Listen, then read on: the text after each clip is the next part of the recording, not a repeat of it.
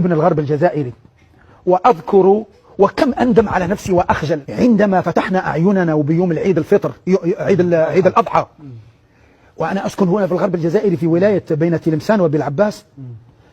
إخواننا الذين درسوا معنا ولعبنا معهم والصيبة قضيناه مع بعض، شوف يعني قرار أهوج، صلينا الصبح فإذا بسيارات الجيش وسيارات الدرك الوطني تدق الأبواب على الجزائريين. هذا بالنسبة لنا جزائريين. عن المغاربة أنت اللي عشت هناك. بعدين احنا عرفنا هذو أنه مغاربة، ما عمرنا ما كنا نعرف أن هذو مغاربة.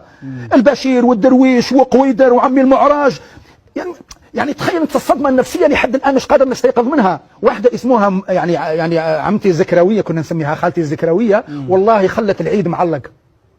العيد خلوهم بالقوة، خلوهم بالقوة ويرمي في الشاحنة.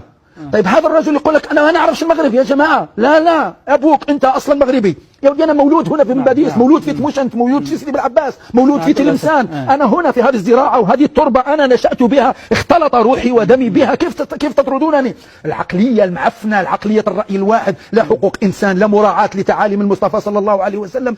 وشهاده لله بالرغم من انه ذلك الوقت كان حسن الثاني يعني وردة فعله مع الجزائريين من أصول جزائرية، المغاربة من أصول ما كانت بهذا الشكل. يخرج باللباس الذي كان عليه حافي وترميه وراء الحدود هناك، ما أمر بها الله ولا الرسول ولا القرآن.